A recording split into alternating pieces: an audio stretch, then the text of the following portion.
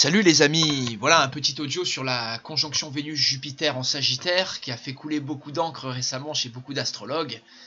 Et effectivement, dans cette année des Sagittaires, du moins où Jupiter a depuis fin novembre 2018, début novembre 2018 en Sagittaire, c'est un moment où de nouveau Vénus transite le Sagittaire et vient se placer en alignement parfait avec Jupiter pour cette journée du 24 novembre. Donc les jours autour du 24 novembre sont très propices évidemment au dernier décan des Sagittaires. Néanmoins, effectivement, beaucoup d'astrologues vont vous dire c'est super pour les derniers décans, donc Lion également et Bélier qui vont prendre le trigone de cette conjonction. C'est un très bon moment également pour les derniers décans Bélier-Balance et également donc Sagittaire. Voilà, on va dire en théorie. Maintenant, ce qui est très intéressant de noter, c'est que cette conjonction, elle se place dans un certain contexte qui n'est pas très favorable, justement. Alors, beaucoup de gens disent, oui, généralement, Vénus Sagittaire, c'est un bon moment de chance, donc pour tous ces décans, ça va être le cas. Néanmoins, ça peut être un peu atténué, sachant que cette conjonction se trouve au semi-carré de Mercure, en Scorpion, et qu'elle fait un espèce de faux trigone à Uranus en Taureau, vous voyez, qu'elle est à 125 degrés d'Uranus, et on a un trigone dans des éléments terre-feu, feu et eau avec Mercure. Et en même temps, dans le ciel, il y a une conjonction Mars-Uranus qui est assez difficile, une opposition, pardon, Mars-Uranus qui est jamais très facile. La Lune vient réactiver, vous voyez, ce transit. Elle vient se paquer à côté de Mars, là, s'aligner à côté de Mars et renforcer l'opposition entre les corps.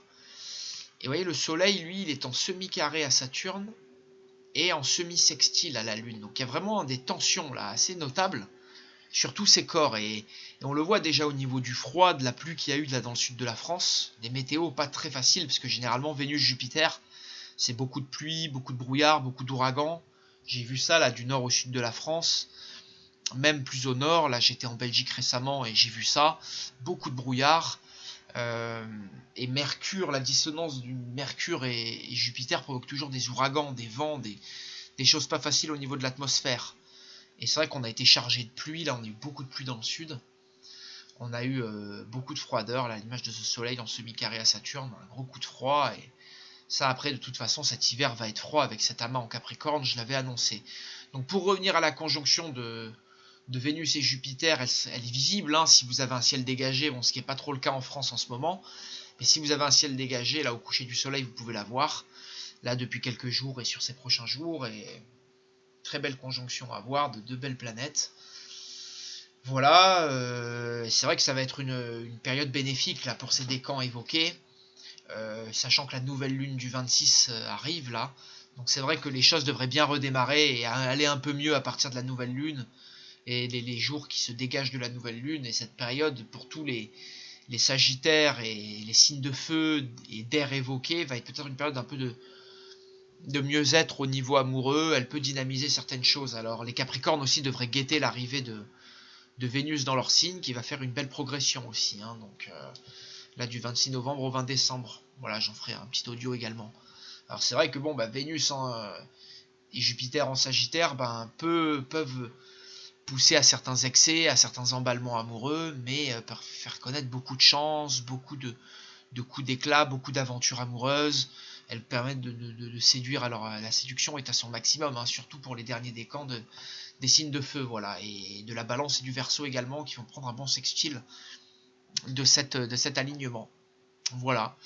Donc c'est vrai que l'opposition Mars-Uranus, elle est difficile, hein, pour les premiers décans des signes fixes, comme j'en ai parlé, et donc là il faut s'attendre à manipuler les objets avec précaution, à pas faire d'accident, à faire les choses vraiment calmement, si vous êtes premier décan des signes fixes, hein. Là sur les prochains jours, pareil autour du 24, hein, là vous voyez on est en opposition exacte la journée du 24, au même moment où Vénus et Jupiter sont dans le ciel, donc c'est pour ça que sont alignés dans le ciel, c'est pour ça que ça vient un peu contrebalancer ces aspects, mais pas forcément donner tout le potentiel, le plein potentiel d'un Vénus-Jupiter. Ça peut être aussi à un moment aussi au niveau des avions qu'il faut surveiller, hein, Mars-Uranus toujours. Donc Voilà, ça c'est, il faut le savoir également.